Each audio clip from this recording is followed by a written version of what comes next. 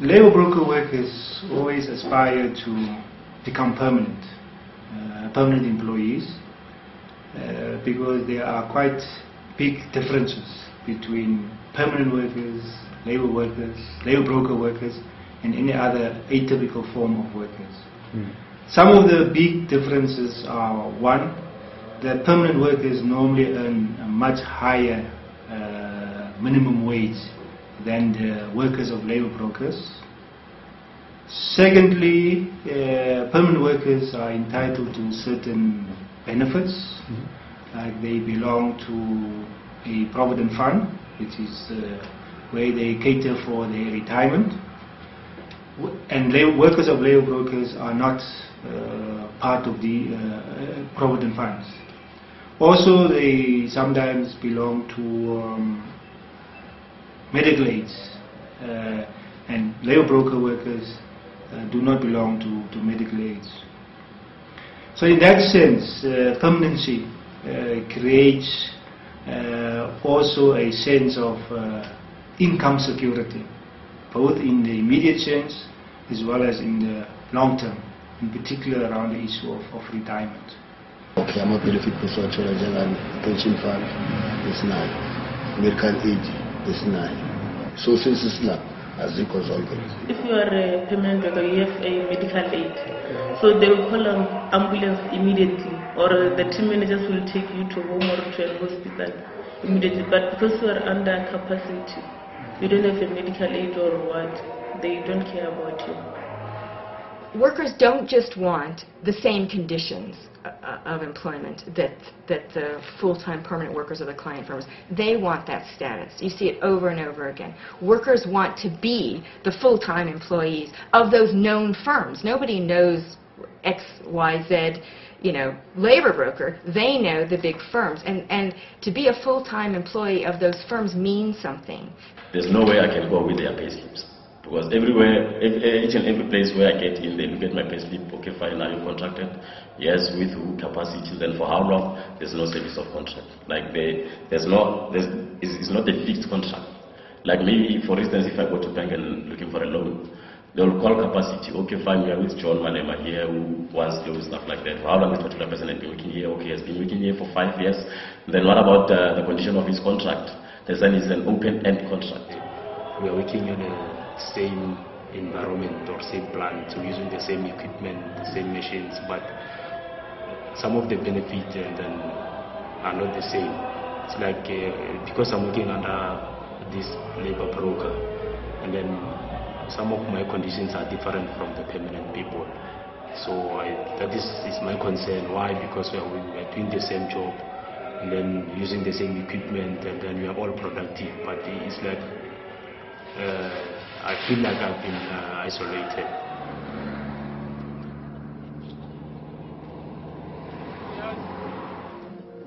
It has been a few weeks since Margaret's release from the hospital. She lives with her mother and 5 children and is the sole provider for her family. Her job at TNPC is essential to her family's survival. When she's well enough, she hopes to return to work, where the labor broker will still be waiting for her.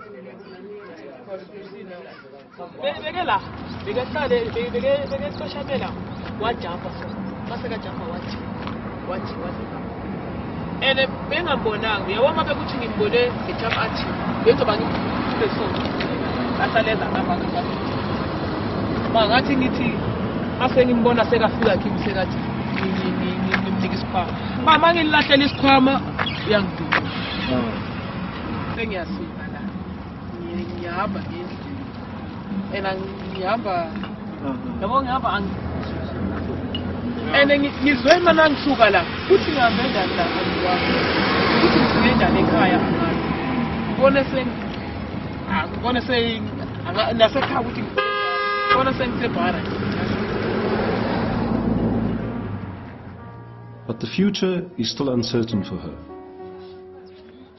With the very high levels of unemployment, workers like Margaret have to take whatever jobs they can find.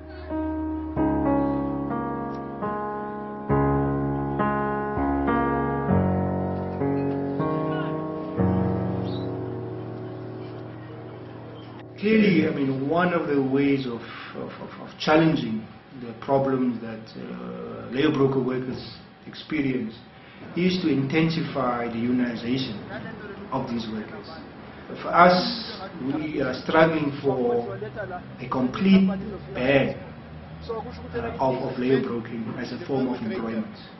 And this is possible because in Namibia, that happened.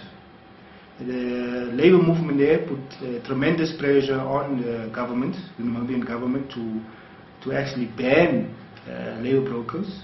And this they did, and they passed a law in December 2007 where labor brokers are actually banned as a form of employment.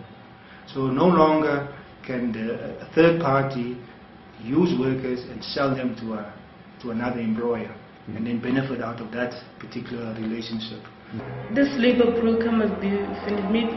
It must come to an end, because I can see in South Africa maybe in 5 years to come there will be no permanent workers. There will be only labor brokers. So it must come to an end. Except ukuthi manje wona ukuthi i-company akube yiyo esiqashayo thuna ungasidila sithile nayo then and then ngoba into yokuqala yithi esisebenzayo in the end of the day i-capacity yinto eyenzayo yabo is like uyabona kusebenza thina but mazizokhona imali kumele ngiyishere nalo muntu. I think we'd be better without labor broker system because they are exploiting us. Instead of us getting the hard-earned cash that we work for, we're not getting it the way it is. It's like it has to go to someone else, then to someone else, then to us. So we'll be better off without the labor broker system.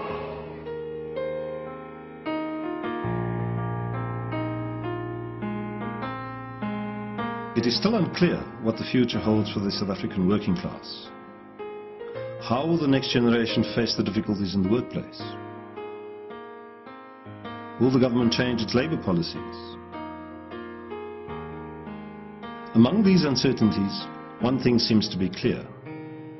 It is imperative that the unions like GIWUSA continue the struggle for worker rights. As for the people of South Africa, they have achieved great things in the past by standing together. Perhaps it is this unity that will prove to be their greatest asset in the struggle for fair treatment in the workplace.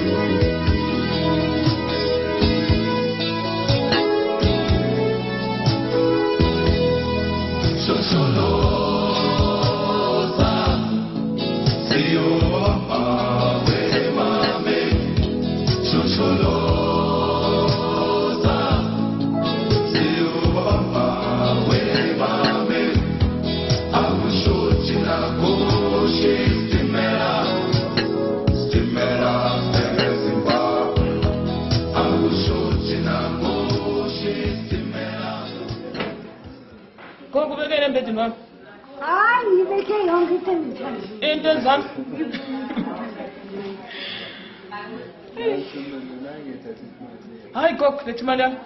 Imaliam Gok, let Malia. Let Maliam Gok, let Maliam, I go. Him and another family go. Sister, you cannot go to Maliam go back from Maliam. In bed one long, then another minute to one. Oh, walk along. Oh, walk more. Hey, go back there, young car, you.